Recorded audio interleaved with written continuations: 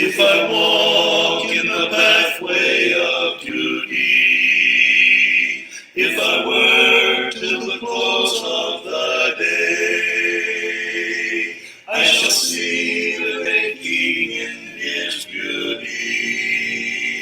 When I've gone the last mile of the way, when I've gone the last mile of the way, I will rest at the close of the day, and I know there are joys that await me when I've gone the last mile of the way. If for Christ I proclaim the glad story, if I seek for his sheep gone astray, I am sure he will show me his glory when I've gone the last mile of the way. When I've gone the last mile of the way, I will rest at the close of the day, and I know there are joys that await me when I've gone the last mile of the way. Here the nearest of ties we must sever. Tears of sorrow are seen every day, but for sickness no sign forever. When I've gone the last mile of the way, when I've gone the last mile of the way, I will rest at the close of the day, and I know there are joys that await me when I've gone the last mile of the way. And in fear I have earnestly striven, and have tried all his will to obey. 'Twill enhance all the rapture of heaven when I've gone the last mile of the way. When I've gone the last mile of the way, I will rest at the close of the day, and I know there are joys that await me when I've gone the last mile of the way.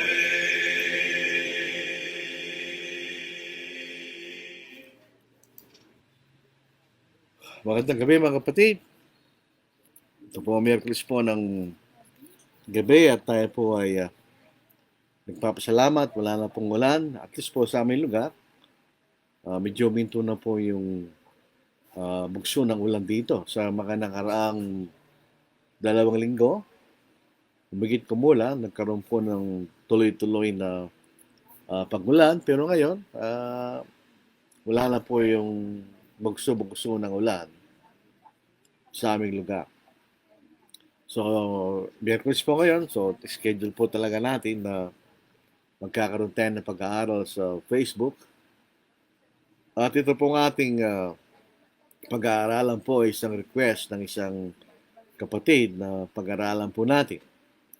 Ito po yung katanungan kung pwede po tayong sumamba sa mga Church of Christ na tinatawag natin institutional o sa minsan tinatawag na liberal, although yun po ay hindi magandang sabihin ko minsan kasi prejudicial po yung pangalan na yun. Kasi ang salitang liberal, depende sa context, pwede siyang mabuti, pwede siyang masama. Alimbawa po sa politics, yung mga conservative, napilit nilang pinananatili yung kasalukuyang kaisa na maaaring hindi nakabubuti sa kapakanan ng lipunan na nagbabago. Pero pagdating po sa larangan ng pananampalataya, hindi dapat magbago sapagkat ang salita ng Diyos hindi nagbabago yan. At ang sakit na nilulunas na salita ng Diyos ay ang kasalanan, ay hindi rin po nagbabago yan. It doesn't change dahil ang kanyang pilit na inaayos ay ang kasalanan. So, hindi dapat magbago, di ba? Kung ang sakit ay pareho pa rin, so yung gamot ay pareho pa rin. Ganun lang po yung kasimple, di ba? So, yun po ang ating bibigyan ng pansin sa gabing ito. Mabuti po kasi titignan po natin, napakaraming Churches of Christ pag tayo po yung naglalakbay sa Pilipinas. Lalo kung ikay naglalakbay sa US, mas marami po mga Churches of Christ. Pag ikay naglalakbay sa Zambales, ang dami klaseng Churches of Christ. Doon, puro Church of Christ. So, kailangan tayo mag-isip. Ito pang mga nakikita nating mga church building na mayroong pangalan ng Church of Christ. Ito po mga ito ay mga tapat na mga kongregasyon sa Panginoon o hindi. Are they sound or not? Yun po ang katanungan na gusto natin bigyan pansin. So binabati po natin ang ating mga kakabsat na ibang Arabi, kaya aming kakabsat, ang ating mga kaibigan sa mga Pangasinan. Meron po akong hipag, kasama po ng aking first cousin na taga San Carlos, Pangasinan. Masantos Yalabi at sa kayon amin. Meron silang pronunciation na po, pero napakahirap gayahin unless ikaw po is a native speaker. Yung po mga katugangan natin sa Bicol region, lalo na po sa Camarines Sur, Albay at Sorsogon, Diyos Marina Bangisa, Indugabos. Doon po sa Camarines Norte, most ng mga tao dyan ay Tagalog pa rin dahil mas malapit sa Quezon. Although may mga bayan na Bicol ang salita, pero karamihan Tagalog. Ang Bicol nagsisimula sa Camarines Sur. Yan talaga, pure Bicolano po yan. Nasabi nila talagang pure Bicolano ay ang Camarines Sur. At sa ating po mga kabugtuan kang Kristo, dyan sa may Samar Leyte, mahupay nga gabi, kabugtuan ko kang Kristo. At syempre ang sinasabi mas marami, hindi ko alam kung ano yung totoo, kaysa sa mga Tagalog speaking ay ang mga Cebuano. Mayong gabi sa iyong tanan, maigsuon. So ang ating pong bibigyan pansin, sabi nga po natin kanina, ay yung tinatawag, pwede ba tayo magkaroon ng fellowship o pwede ba tayong sumamba sa mga Churches of Christ na tinatawag nating institutional o kumisan for the sake of shortcut, tinatawag nating liberal. Sa larangan po ng pananampalataya, pag sinabi nating liberal, ang isang Church of Christ, siya po ay progressive, siya po ay nagbabago sa panahon. Hindi na nanatili sa aral ng ating Panginoon. So that's liberal. Yung po nananatili sa aral ng Panginoon at di nagbabago, yan naman conservative. O minsan, sound. Ibig sabihin, ito ang nagtuturo ng tamang aral and therefore, they have correct practice of faith. So, yun po ating katanungan. Pero, bago natin masagot kung pwede tayong sumamba sa isang institutional Church of Christ, kailangan natin i-define what is an institutional Church of Christ. Ang makikita natin sa kasaysayan, sa modernong kasaysayan ng Iglesia, nagkaroon po ng maraming pagkababahagi ang mga kapatid. Doon sa US, during the Restoration period, na yung po mga denominasyon ay ilan sa kanila gusto magbalik sa katotohanan. So, nagbalik po sila sa katotohanan. Ay nagkaroon pa rin ng pagkababahagi sa dalawang pangkalahatang pangkat. Isang pangkat ay gumagamit ng instrumental music at nagtayo po sila ng isang human organization na tinatawag ng missionary society na yung local church ay nagpapadala ng pera doon sa organization na yan na ang gawain is to send preachers abroad.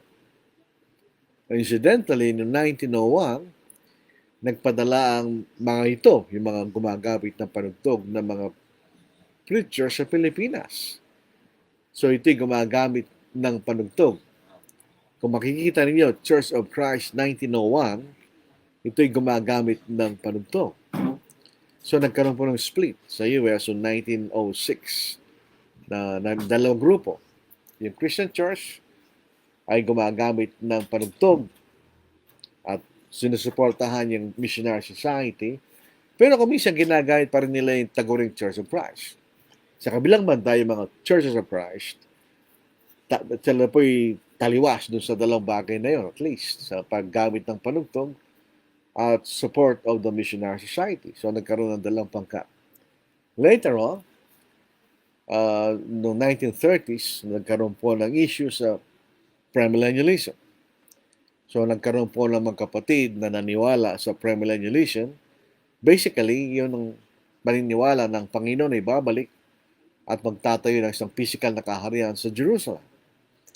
At nagkaroon din po ng paghihiwalay. Later on, 1950s, 1960s, ito na yung kasalukuyang pag-uusapan natin. Nagkaroon po ng split on the issue of church benevolence and support of human institution. Yung mga kabilang banda, sabi nila, pwedeng tulungan mula sa church treasury, kahit hindi Kristiyano, at sila po yung sumusupport sa mga human institution. Sa Pilipinas, sinusuporta nila yung Philippine Bible College, sa Luzon, doon sa Mindanao, Sunrise Christian University. Diyan sa may Surigao yata, di yung nagkakamali. So, yun ang dalang pangkat. Yung nanatili, yun ang tinatawag lang conservative. At from the point of view ng mga progressive, ng mga liberal, we are anti-benevolence, etc. Prejudicial po yun. We are anti-error. Tayo lumalaban sa mali, but we are not anti-benevolence.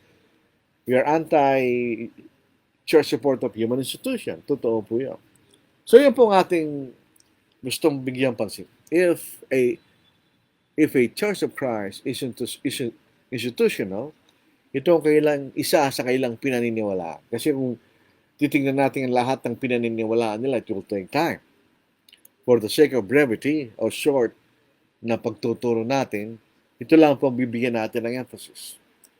Sila ay naniniwala na pwedeng tulungan ng isang nangangailangang tao, kay Kristiyano o hindi, from the church treasury. So they help needy non-Christians from the church treasury. Yun ang isang pangunahing identifying mark ng isang institutional Church of Christ. Ang practice pong ito is not authorized by the New Testament. Wala tayong mababasang authority from the New Testament na pwedeng gawin nyo to help needy non-Christians from the church treasury. Ang makikita natin, lahat ng mga examples of a local church helping o sa benevolence, they help exclusively needy Christians. Mga nangangailangan lamang namang kapatid. Very interestingly, kung pwedeng tulungan ng isang local church ang isang nangangailangang hindi Kristiyano, dapat meron tayong mababasang ginawa nila yun, di ba? Wala tayong mababasa. And there is an underlying principle kung bakit di pwedeng tulungan ng isang local church ang isang nangangailangang hindi Kristiyano. Unahin po natin ang mga halimbawa doon sa Pentecost, sa Jerusalem, after the Pentecost, na na-establish ang kaunaw ng congregation na kay Kristo.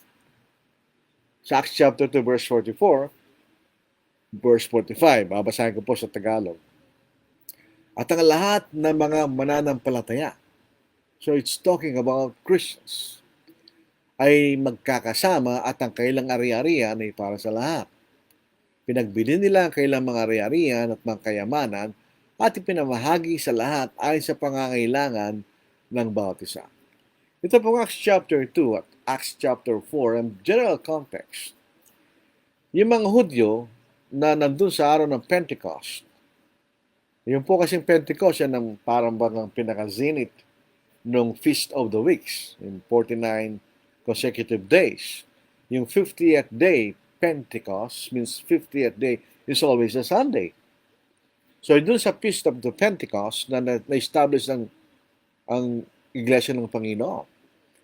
So, yung mga Hudyo naging Kristiyano na hindi taga Jerusalem, siyempre they have a limited stay. Meron lang silang limited finances. So, kinakailangan silang manatili for a much longer time to be edified by the apostles. Pansinin natin, wala pang bagong tipan sa panahon na yon. So, they have to stay. So, nagkaroon sila ng pangangailangan. So, sabi rito, ayon sa pangangailangan ng bawat isa. Sino yung bawat isa? Mananampalataya. So, they were Christians, di ba? After sa Acts chapter 3, yung conversion ng lumpo, Acts chapter 4, verse 32 hanggang verse 35, ang buong bilang ng mga sumasampalataya ay may pagkakaisa sa puso at kaluluwa. Sino may walang nagsabing kanyang anuman sa kanyang mga ari-arian, kundi lahat nilang pag-aari ay para sa lahat. At pinatotohanan ng mga apostol na may dakilang kapangyarihan ang pagkabuhay ng Panginoong Yesus at sa mga kanilang lahat ang dakilang biyaya. Walang sinamang naghihirap sa kanila sapagkat ipinagbili ng lahat ng may-ari ang kailang mga lupa at mga bahay at dinala ang pinagbilhan ng mga ito. At inilagay nila ang mga ito sa pahan ng mga apostol at ipinamahagi sa bawat isa ayon sa kailangan ng sinama. Hindi po natin alam 20 years later or more na nagkaroon ng reverse. Nagkaroon ng pangangailangan sa Jerusalem, sa mga dukha. Hindi natin alam kung ito ay related or not. Pero at this time, yung mga kapatid na may extra pag-aari. Kung titignan niyo yung reading between the lines, ito yung mga may extra pag-aari. Kasi kung ipinagbili nila ang pag-aari nila, yung bahay nila, saan sila titira? So may extra pag-aari, di ba? Pinagbili nila. So, Kristiyano ang tinulungan. Sa Acts chapter 11 verse 28, nagkaroon po ng famine sa panahon ni Claudius Caesar at isa sa mga propeta ng pangalan Agabo. Isa sa kanila ng pangalan Agabo ang tumayo at ipinaalam sa pamamagitan ng Espiritu na magkakaroon ng matinding taggutom sa buong sanglibutan. At ito yung nangyari sa kapanahunan ni Claudio. Ang mga lagad, o otherwise, or Christians, ayon sa kakayahan ng bawat isa ay nagpasyang magpadala ng tulong sa mga kapatid na nananirahan sa Judea. At kanilang ginawa ito at pinadala nila sa matatanda sa pamagitan ng mga kamay ni Bernabe at Saulo. Sino tinulungan? Yung mga kapatid na naninirahan sa Judea. Pasinin po na, this is a worldwide famine. At least, Roman Empire, ang ibig sabihin niya. Kailangan natin unawain, mga kapatid, pag New Testament at sinabing buong sanglibutan, it doesn't mean literally buong sanglibutan. Ang sanglibutan na alam lang nila noon ay ang Roman Empire. So, ibig sabihin, nagkaroon ng tagutom sa buong Roman Empire. At ang Antioch, hindi siguro masyadong tinamaan ng famine, so meron silang kakayang tumulong sa mga kapatid na naninirahan sa Judea. Question, sa Lutsod, Pangutana, wala bang naapektuhan na di kapatid sa Judea? Certainly, there were. Meron. Mas marami pang hindi Kristiyano sa mga Kristiyano. Ang tanong, bakit di tinulungan? Kung pwedeng tulungan na iglesia ang sinamang nangangailang tao kahit di siya Kristiyano. Di ba? That's a good question. Na yung mga nagtuturo na pwedeng tulungan ng mga kapatid, ang mga hindi kapatid na nangangailangan should be able to answer, di ba? Ngayon, pulundag tayo sa 1 Corinthians chapter 16 verse 1 hanggang verse 3. Ito na po yung reverse. Nagkaroon ng pangangailangan ang mga dukha ng mga kapatid sa Jerusalem. At ito ang pinag-utos si Pablo sa mga taga-Corinth, although they were very slow. After 1 year, hindi pa sila handa. Naunahan pa sila ng mga kapatid na hindi kasing yaman ng mga kapatid sa Corinth, ang mga taga-Macedonia na magpadala ng tulong. Ngayon, tungkol sa ambagan para sa mga banal, ay gawin din ninyong gaya ng aking itinagubilin sa mga iglesia ng Galacia. Tuwing unang araw ng siyang linggo, ang bawat isa sa inyo magbukod at maglaan ayon sa kanyang makakaya, upang wag nang gumawa ng ambagan pagdating ko. At pagdating ko, sino mang iyong piliin, ay silang aking isusugo na may mga sulat upang magkapagdala ng inyong abuloy sa Jerusalem. So ito'y tulong sa mga kapatid na dukha sa Jerusalem. Later na malalaman po natin yan. The 2 Corinthians, after 1 year, sumulat muli si Pablo sa mga taga-Korinto. At ito ang gusto niyang ipaalam sa kanila. Ngayon, nais naming malaman ninyo, sino ninyo, yung taga-Korinto. Mga kapatid, ang biyaya na pinagkaloob sa iglesia ng Macedonia, kung paano sa matinding pagsubok ng kapigatihan. So, ito yung mga kapatid na hindi mayaman. Sino yung mga hirap? Ang kasaganaan ng kailang kagalakan at ang kailang labis na kahirapan ay sumagana sa kayaman ng kailang kagandang loob. Sila'y mahirap materially, pero they were rich sa kanilang kagandang loob. Ako ay makapagpapatunay na sila'y kusang loob na nagbigay ayon sa kanilang kakayahan at higit pa sa kanilang makakaya. Na nakikiusap sa amin na matindi tungkol sa biyaya na makibahagi sa paglilingkod kanino sa mga banal. So ito very specific. Ito'y paglilingkod sa mga banal. Meron ba sinabing di banal? Alam niyo, pag ang isang salita ay specific, hindi niya kasama ang ibang katulad niya. Ang pinag-uusapan rito ay tao. So, sinong tao? Banal. Sino hindi banal? Sino yung kasama dun sa kategory ng tao as far as faith is concerned? Hindi banal. Pero banal is specified, therefore automatically excluded yung hindi banal. Di ba? That's the law of specific authority. When a thing is specified, it excludes the others of the same class. Kanya. Ang class po ito ay tao. Spiritually speaking, banal at di banal. It's specified yung banal, di banal, automatically hindi kasali yan. Pagdating po sa restrooms, comfort rooms, ang sabi kasi ng mga kapatid na institutional, kailangan may only. Okay? Sundin po natin yun. Pagpupunta tayo sa restroom, sa mall, o sa eskwelahan, or any public place, may nakalagay male, female, ladies, or gentlemen. Meron bang only? Pwede mo natin gamitin yung argument, wala namang only. So, hindi pinagbabawal sa mga lalaki, papasok siya ng mga babae. Totoo ba yan? Pinagsasampal ka ng mga babae pag pumasok ka ron. Hindi mo pwedeng sabihin, wala namang only. Only, the word only is only for emphasis. Kaya may only o wala, it's specified. Saints. Saints, di ba? 2 Corinthians chapter 8, 9, verse 1, continuing, ngayon, kalabisan na para sa akin ang sulatan kayo tungkol sa paglilingkod para sa mga banal. Again, specified. Saints. It excludes the non-saints. Di ba? Automatic po yun. Because it's specified. Ipatuloy po na sa 2 Corinthians chapter 9, verse 12 hanggang verse 14. Ang argument ng mga kapatid dito na naniniwala na pwedeng tumulong sa mga hindi kapatid ay yung salitang lahat. Kung susundin po natin ito, nag-ibig sabihin, kahit tayo hindi pwedeng tulungan. Basahin po natin. Kasi kanila raw, Kristiyano, yung lahat, hindi Kristiyano. Tignan po natin. Sapagkat ang pangangasiwa sa paglilingkod na ito ay hindi lamang pumupuno sa pangangailangan ng mga banal.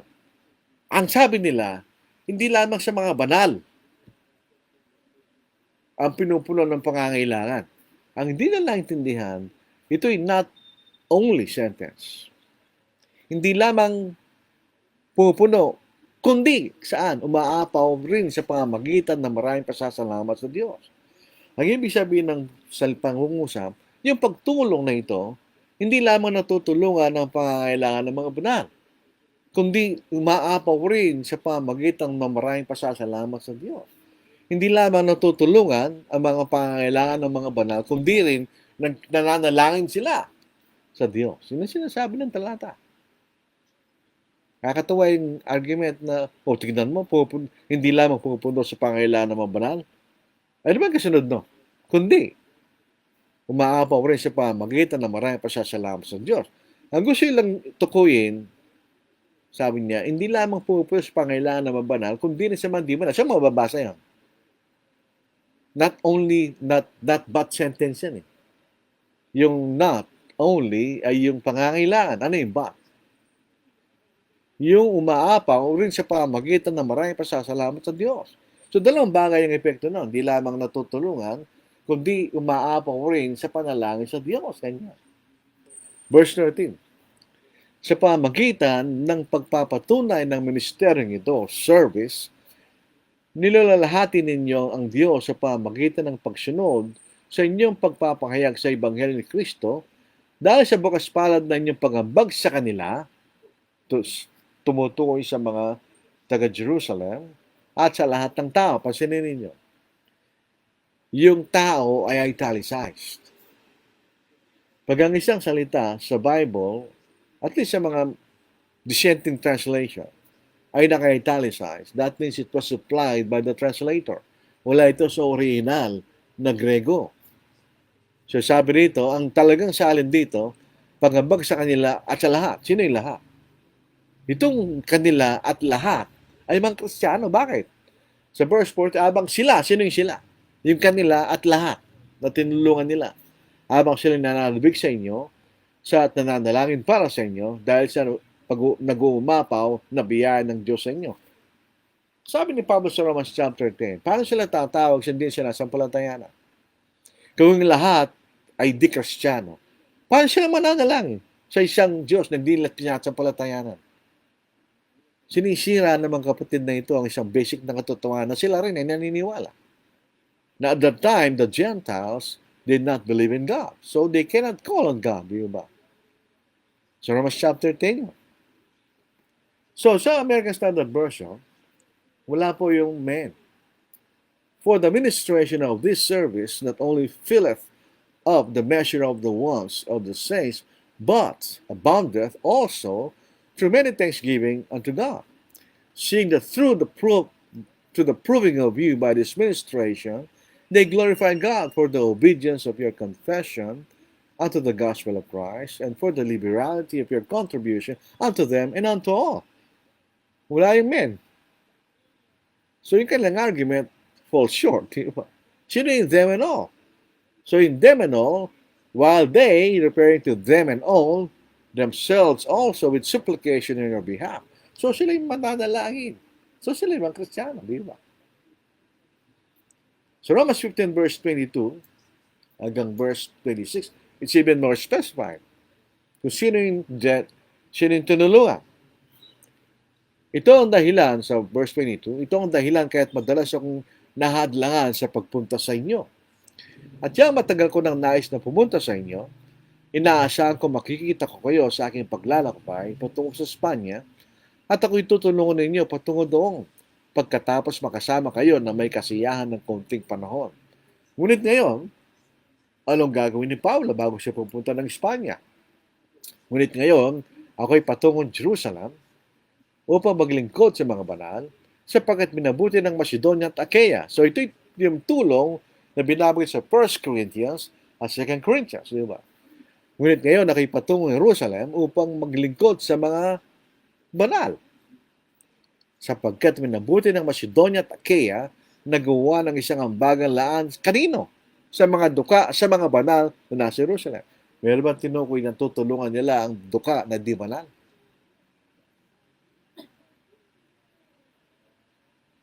Kung sinasabi sa 1 Corinthians 6 and 1 and 2, collection for the saints, sabi nila, wala lamang only. Bakit hindi rin sinabi ni Pablo dito? Natutulong din naman siya sa mga hindi Kristiyano. Bakit kinakailangan lumingi siya ng panalangin para maligtas siya sa mga Hudyo hindi sumasampalataya? Kung tutulungan din nila yun. Very strange, di ba, na sabi ni Pablo na humingi siya ng panalangin. Sabi po na sa Romans 15, ano po? Sa verse 30. Now I beg you, brethren, through the Lord Jesus Christ, and through the love of the Spirit, that you strive together with me in prayers to God and for me, that I may be delivered o maligtas from those in Judea who do not believe, and that my service for Jerusalem may be acceptable to the saints, that I may come to you with joy by the will of God, and may be refreshed together with you. Now the God of peace be with you all. Amen. Gumingi siya ng panalangin para maligtas siya sa mga Hudyong di sumasampalataya. Very strange kung tutulong din siya, di ba? Ngayon, ang prinsipyo behind, bakit hindi pwedeng tulungan ang isang hindi Kristiyano coming from the church treasure? Dito po sa Romans 15, verse 27, the principle na ito is the principle of fellowship. So, church benevolence is fellowship. Sabi siya, Romans 15, verse 27, ito'y kanugod-lugod sa kanila. At sila'y may utang na loob sa kanila. Sapagkat kung ang mga hentil ay naging mga kabahagi sa kanilang mga bagay na spiritual. So, church benevolence is an outcome of fellowship. Dahil pare-pareho sila mga Christian, they have fellowship with one faith, fellowship with one God, one Lord, one Spirit. So, tinutulungan nila itong mga Kristiyanong ito. It is an outcome of their fellowship. Kanya. Kung ang mga hentil ay naging kabahagi sa kanilang mga bagay na spiritual, nararapat naman nilang paglingkuran ng mga iyon sa mga bagay na ayon sa laman. Question, what fellowship do we have with non-Christians as far as faith is concerned? Wala. So we cannot help them because you do not have fellowship with them. So church benevolence is an outcome of having fellowship spiritually. Yuma? Dapat hindi ito yung mga naniniwalang pwedeng tulungan from the church treasury ang mga tao hindi Kristiyano. Ang katotohanan po niya, ang pagtulong ng church is limited for the simple reason that the finances of the church is also limited. Kung isipin po natin from common sense point of view, kung ang gobyerno natin ay may trilyong budget every year, pwede pa rin niya kaya tulungan ng lahat ng duka sa Pilipinas to alleviate them from poverty. Paano gagawin yung church yun? Alam niyo, ang pinakamarunong ay ang Diyos. Kung talagang totoo yan, then yun ay isasabihin ng Diyos sa atin. Eh, bakit wala siyang sinasabi? Kakayanin ba natin ng gobyerno may trillion of pesos o budget per year? Eh, ilan lang ang budget ng isang local church para tulungan ng hindi Kristiyano. Kung isipin natin, kung hindi nga matulungan ng isang local church, ang mga nangangailangang Kristiyano sa gitna nila, paano pa sila tumutulong sa mga hindi Kristiyano? Di ba? The fact is, it is a limited benevolence. Ang katotohanan, we do not read of any direct statement or direct command, approved apostolic example or necessary interest, authorizing a local church of Christ to help needy non-Christians. Because church benevolence is limited to needy Christians. Limitado lang po sa nangangailangan mga kapatid. Ang totoo niyan, the truth is, not all needy Christians can be helped. Gaya sa limitasyon ng finances ng isang local church. Sa mga babaeng bao, widows indeed. Sinabing widows indeed, wala lang siyang maasahan. Maaaring wala lang siyang mga kamag-anak, mga anak, mga apo. Yung tinatawag na widows indeed. Basahin natin. So 1 Timothy chapter 5, verses 2 to 6. Older women, verse 3 na to, honor widows who are really widows. Yung salitang honor, it is not limited to respect. Ang salitang honor, yung salitang ito, also means financial support. Kung sinabing honor your father and mother, hindi lang po respetuhin ang ibig sabihin, no? You help them financially pag matanda na sila. Honor your father, honor widows who are really widows.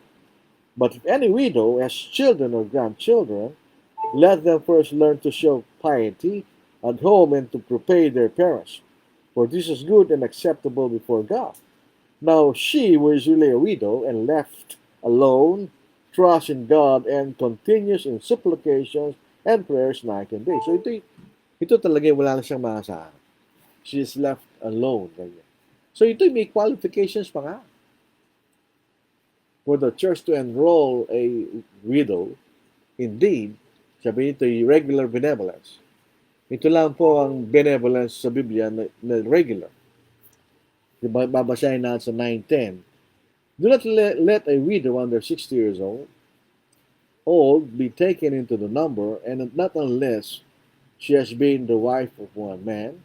So kung dalaga yan, hindi siya qualified. Well reported for good works. If she has brought up children, if she has lodged strangers, if she has washed the saints' feet, if she has relieved the afflicted, if she has diligently followed every good work. So may qualifications pa nga para tulungan o enroll sa regular benevolence ang isang widows in need. Kung may kamag-anak yan, hindi yung kamag-anak dapat tumulong. Ito ang tanong. If helping widows indeed who are Christians is limited, why will a local church help needy non-Christians?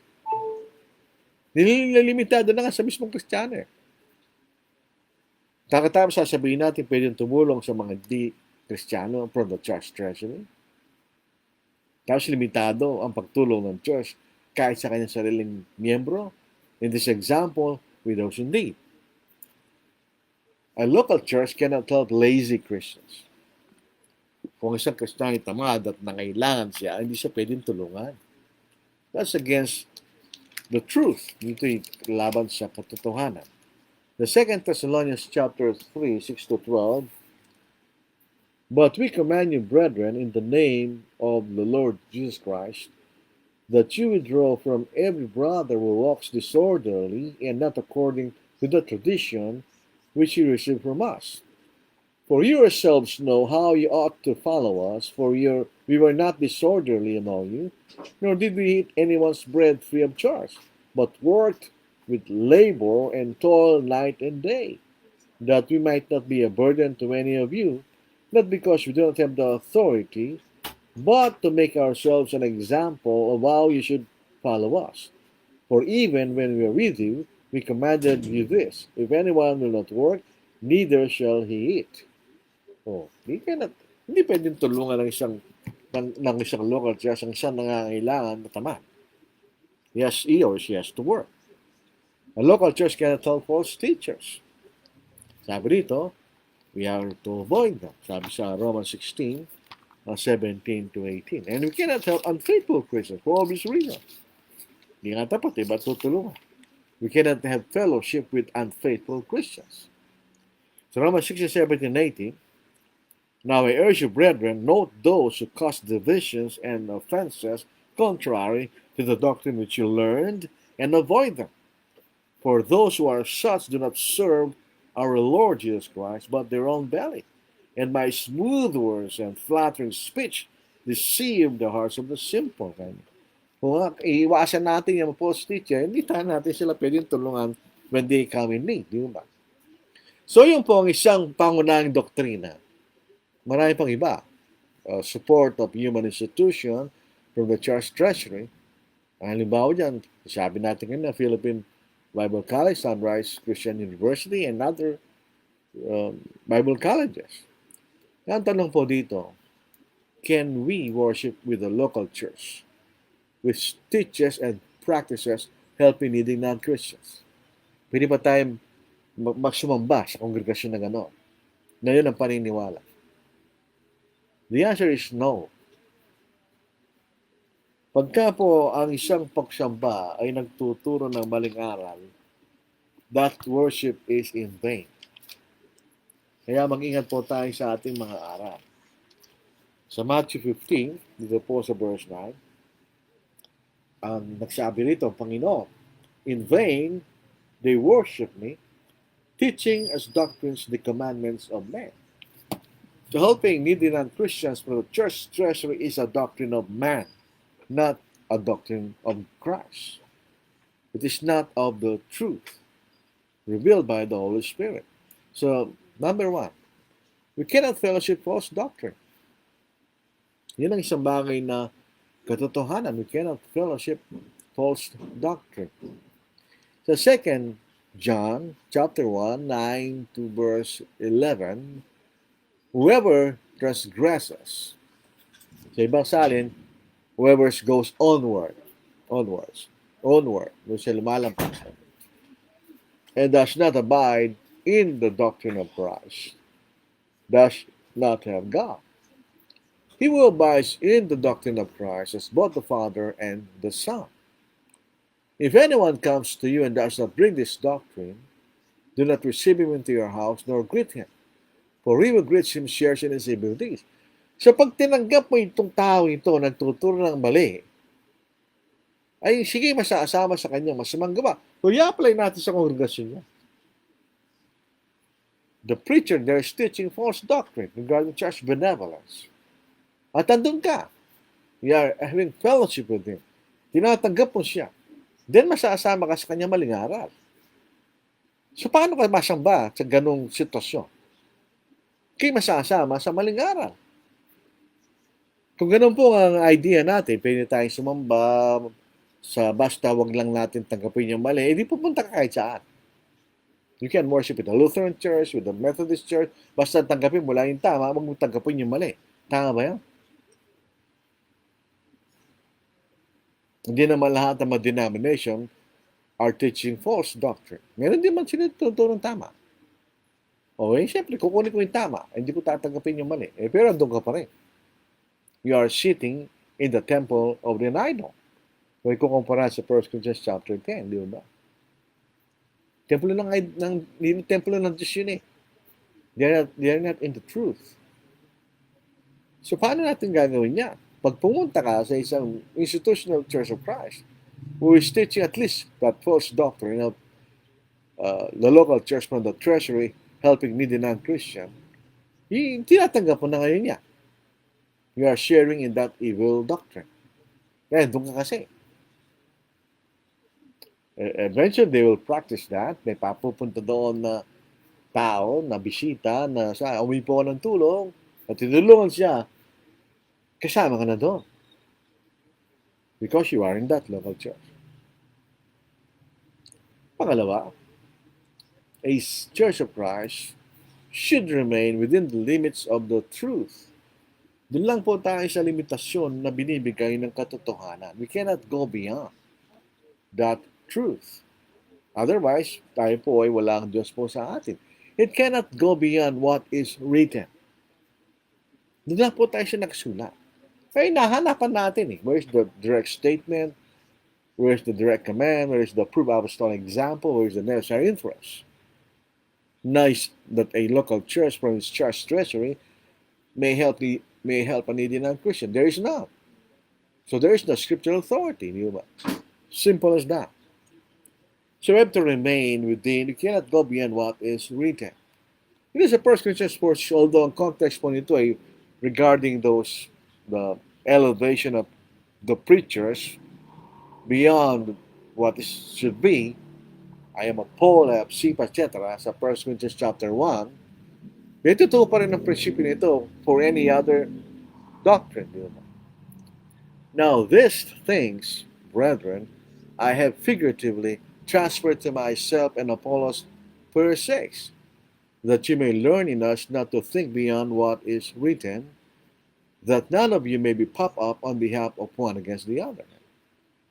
You have to learn not to go beyond what is written. What is written regarding church benevolence? The church, the local church, from its church treasury, may help needy saints exclusively. Sila lang ang pwedeng tulungan as far as benevolence is concerned. Yung nangangailangan lang ng kapatid. Kahit nga pag na-hospital ang isang kapatid, pwede naman siya nangangailangan.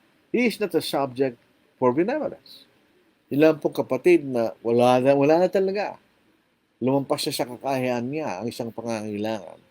He is in an emergency situation. Yun lang pwedeng tulungan for the church treasury. We cannot add nor subtract.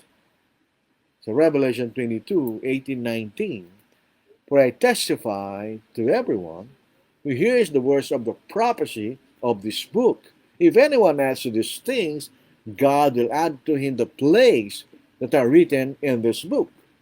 And if anyone takes away from the words of the book of this prophecy, God shall take away his part from the book of life from the holy city and from the things which are written in this book. Pag di kayo nagdagdag, matadagdagan ng kaparusahan mo. Pag kayo nagalis, mawawala yung pangalan mo sa aklat ng buhay. Pareho lang ibig sabihin, no? You will not be saved. You'll be punished in everlasting fire. So you cannot add, you cannot subtract. We can only worship with a church which teaches and practices the truth. Pwede lang tayo sumamba sa isang kongregasyon na nagtuturo at gumagawa ng tama. Otherwise, hindi po pwede. Ano ang possible reasons why brethren may worship with an institutional church of Christ although they are conservative or sound in the faith? Ito po ang mga dahilan. Geographical reason. Mas malapit. It is near where we live. Alam po ninyo, hindi naman po totoo yan. From an urban context, na yung mga kapatid may mga sasakyan. It doesn't follow.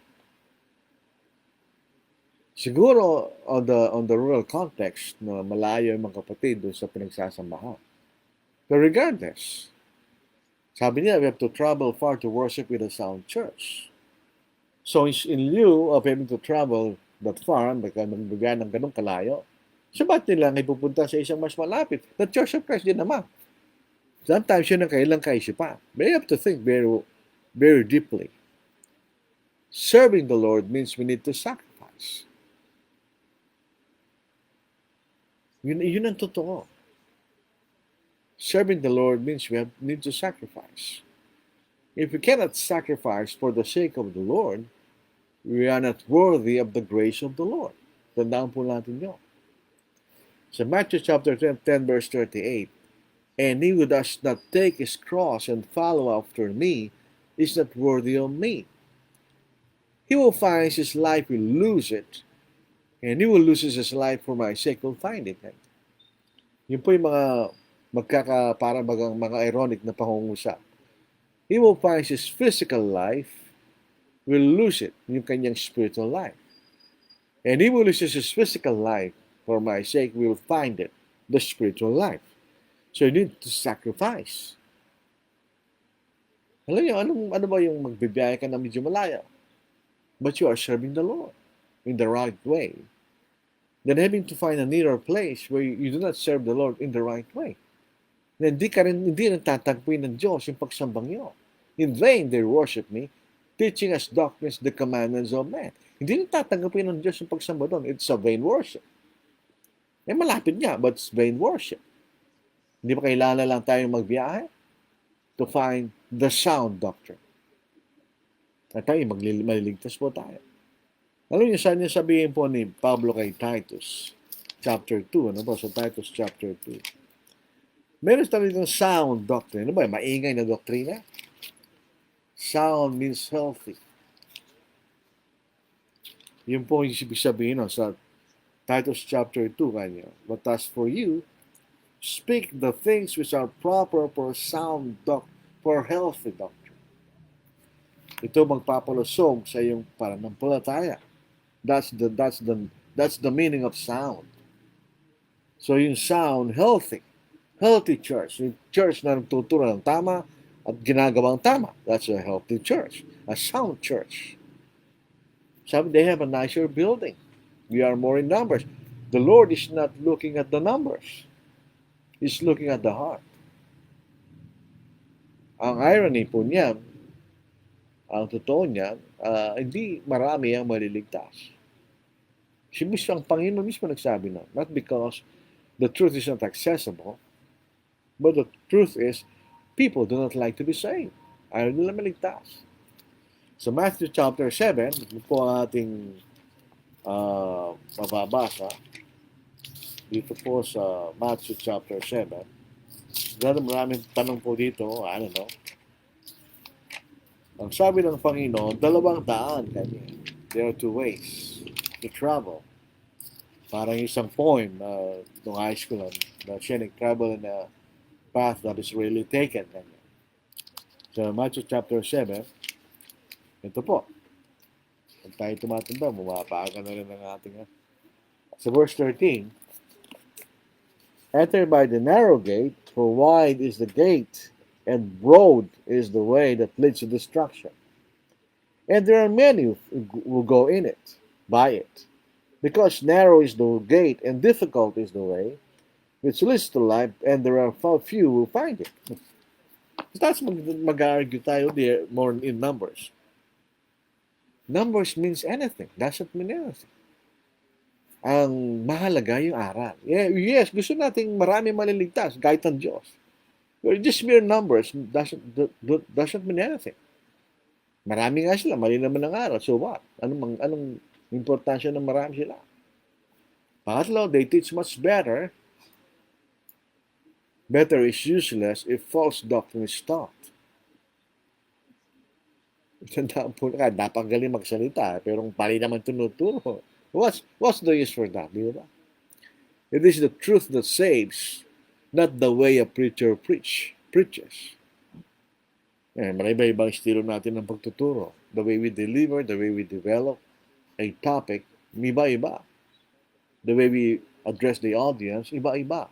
Depende sa personality ng nangangaral. Depende dun sa training ng nangangaral. May mga simple nagtuturo, but still they teach the truth. May magaling magturo, and they teach the truth. Very good. Pero there are people who are orator, they can convince thousands, but they preach a lie. Hindi magliligtas yun. Sabi na, it is a Church of Christ. Church of Christ naman eh. Church of Christ naman. Not all churches of Christ are churches of Christ. Kahit yung sinasabi natin conservative, not all Church of Christ which claim to be conservative are real conservative. Sometimes conservative lang siya sa church benevolence. They're not conservative on marriage, they're not conservative on the Lord's Supper, etc. Hindi yun ang batayan. We should be conservative in all things. Sa lahat ng bagay na katotohanan. So we will not just accept the false doctrine.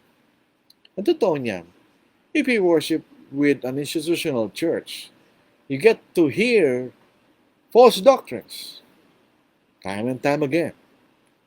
When one hears a false doctrine again and again, eventually, you will learn to accept it as the truth. Ito totoo yun. Meron kaming karanasan about a sister who, sabi niya, I am attending a Baptist church every Wednesday para lang to supplement my Bible knowledge. Eventually, she became a Baptist. Pinagbabawalan namin siya, pero ayaw niya. Wala tayong magagawa. Kung ayaw ng tao. So eventually, she fell away and became a Baptist. Kaya mga kapatid, kikinig kami kay ganito. Mag-ingat kayo. Kung hindi pa rin kayo talagang maalam sa totohanan, you cannot discriminate between truth and false doctrine, huwag ka makinig. You might be influenced by the false doctrine. So yun ang danger na pagka pumunta ka sa isang kongregasyon na liberal. You will be imbibing, you will be hearing, you'll be accepting false doctrine. Hindi lang naman ang mali nila yan, marami. They have went beyond the truth already. Hindi lang po sa church benevolence. Ang totoo niyan, within their ranks, yung mga institutional churches of Christ, within their ranks, they have division. Yung mga ultra-liberal, pinaka-liberal, they accept women preachers. Sometimes there's instrumental music. They have contemporary and traditional worship. Sa gitna, yung middle, yung liberal, they support human institution, they have the gymnasium, they involve in general church benevolence, even non-saints. Tapos meron conservative liberal. They reject all those other things. Pero sila po'y liberal pa rin because they still accept the basic liberal doctrines na pwedeng tumulong sa hindi kapatid. So meron silang division. Kami siyan, sabi, conservative kami. Conservative as far as they are concerned sa mga kasama nila na very liberal. But as far as we are concerned, yung mga conservative, they are still liberal. Kaya you have to examine kung anong tinuturo nila para tayo po'y maging safe at di tayo mapariwara. Eventually, magsisisi tayo. our souls will be in jeopardy, in danger, pagka sumasamba tayo sa mga congregations which are not sound. Kaya nga po, mag-ingat po tayo sa ating mga tinuturo. Nobody's perfect, totoo yun. But we have to be careful, we have to study hard para maituro natin ang totoo. In the end, the truth will be the one which will save us kung tayo, if you believe, trust, and obey. Yun lang po ang makikita natin doon po. So, kung kayo sumasamba sa isang institutional church, go out. Look for a sound Church of Christ which teaches and practices the truth. Doon ang hanapin nyo. There are very few, but they still exist. So, ito po ang ating aral po sa gabing ito. Maraming salamat po sa inyong pakikinig, mga kapatid. Meron po mga katanungan. Oljan Macampo, good evening po. Rayo Canyabera Tiburan, good evening po, brother. Jerry P. Telabangko, these are awesome. Hindi ko alam kung binabakit niyang awesome. Pero thank you. Melanie Garcia, good evening po sa lahat. Bernard Lubenaria Kibina Jr., magandang gabi po sa lahat. Magandang gabi rin. Rafael Ortiz, good evening po. Leonita Teraliza, ito po yung matagal ko ng kaibigan. Naimbang Arabi, Kadakayan, Kakapsat. SJ Kiambao, good evening po from Cabanatuan. Melanie Garcia, ay tanong po, sasagutin natin mamaya. Rod the PON Baagin, good evening po. Ares Gary Bautista, Naimbang Arabi, Kakapsat. Kastamat Kenka. Jason Nagbuya, magandang gabi po. Joseph Sonorio, good evening po. Viriga City Church of Christ, watching po. Jason B. Palisok, good evening po. John Aki, taga-Mabalacat po ito, good evening po. Solidad Ugali Banaw, good evening brother. Joseph Sonorio, saan dapat nararapat ang ambal gamitin sa isang kongregasyon? Magandang tanong, pupunta mo tayo dun sa isa. Brad, paano po yung mga kapatid na nagbabalik loob na matagal na hindi nakapag-ambag? Paano po yung sa tagal na hindi siya nakapag-ambag? Kailangan niya bang abulin na ibigay po yon? Salamat, magandang tanong yan. Kung tutuusin, yun po ang mahirap pag hindi na tayo sumasampa. We have missed serving the Lord and we have missed giving of our means. Di ba? Hindi na tayo nakapagbibigay. Alam nyo, kung talagang seryoso po tayo sa ating pananampalataya, we have to think and calculate. Ilan ba na-miss ko nang hindi ako sumamba? Pwede po natin hingin ng tawad sa Panginoong Diyos yun, kahit patawarin tayo. Pero ang gawin natin, bumabol tayo. Buli natin. As the best as we can. Doon sa nakaligtaan natin gawin sa Panginoon. Noong pong pandemic, hindi kami nakapagsamba for a few months. Hindi ko lang kung 6 months or something. Ang advice po namin sa mga kapatid, dahil meron kaming, dito nagsimula yung Facebook Live. Ito po, dapat dati ay limited na lamang sa Angeles City Southside Church of Christ. Kami lang. Tapos may nag-suggest, why don't we make it for all? Kaya naging dito ipinanganak itong Facebook Live na ito.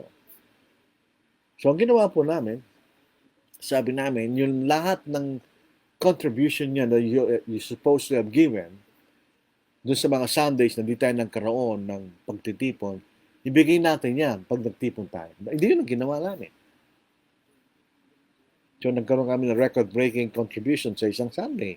Kasi naipon lahat yung contribution ng mga kapatid. Dapat gawin po natin kasi we miss doing something. We miss giving of our means. Kasalanan po yun. So gusto natin patawarin tayo ng Diyos, abulin po natin yun. May si Joseph Sonorio, si Jamaica Ramua, na ibang Garabi, Brad from Quirino Province. Kastamet Kenka, Sister Jamaica. Joseph Sanorias, saan dapat nararapat ang mga bagay gamitin sa isang kung number one, sa pangangaral ng Ebanghelyo, evangelism. You support the preacher first. Yung mga gospel meeting, if you have radio programs, pwedeng gamitin niya. Or support preachers in other local churches kung mayroon talagang kakayahan yung local church. Pangalawa, edification. Yun ang gastos natin kung pwede tayo magpatayo ng building, rent a place, yung ginagamit natin sa Lord's Supper, etc. etc. That's edification. O kaya, yung diniscuss po natin ngayon, church benevolence for needy saints. Yun ang mababasa natin sa Biblia.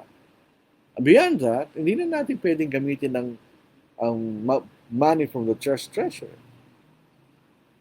Yun ang mababasa natin sa walang sulatan. Siguro in the future, we will teach the details of that. Evangelism, education, and limited church benevolence. But anyway, thank you po sa tanong na yan. We can study that as further kung meron tayong panahon. Yun lang po ang ating mga nag-comment at bumati, etc. Maraming salamat po sa inyo lahat. Meron po magbumati po si Brother Sunny Dave Balbin. Ang last po namin taga Davao City po ito. Ano po? Good evening po, Brad. Ganyan. Dalambes, good evening, brother. Good evening din po sa iyo, Brother Sunny Dave Balbin.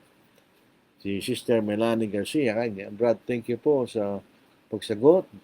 Ganon din po ang aming ginawa ng pandemic dito sa Cabanatuan. Kasi yun talagang dapat nating gawin dahil yun ang nararapat na gawin po natin sa panahon na yun. So, tuloy po natin. Jesus is tenderly calling thee home, calling today, calling today. Why from the sunshine of love wilt thou roam, farther and farther away? Calling today, calling today. Jesus is calling, is tenderly calling today. Jesus is calling the weary to rest, calling today, calling today. Bring him thy burden and thou shalt be blessed. He will not turn thee away. Calling today, calling today. Jesus is calling, is tenderly calling today. Jesus is waiting, oh come to him now. Waiting today, waiting today. Come with thy sins at his feet lowly bow. Come and no longer delay. Calling today, calling today. Jesus is calling, is tenderly calling today. Jesus is pleading, oh list to his voice. Hear him today, hear him today. They who believe on his name shall rejoice. Quickly arise and away.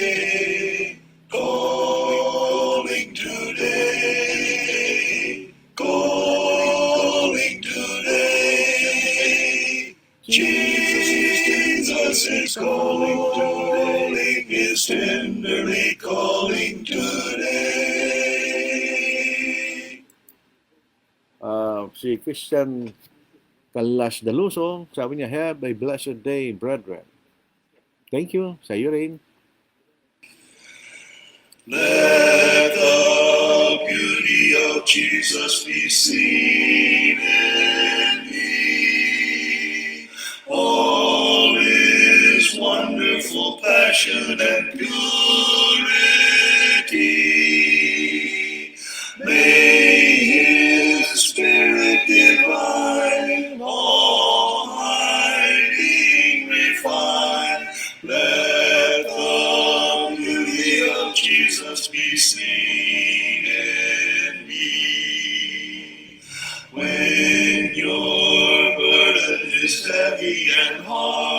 to bear.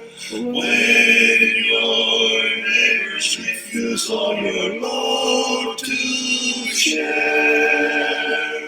When you're feeling so blue, don't know just what to do, let the beauty of Jesus be seen in you. When somebody has been so unkind to you,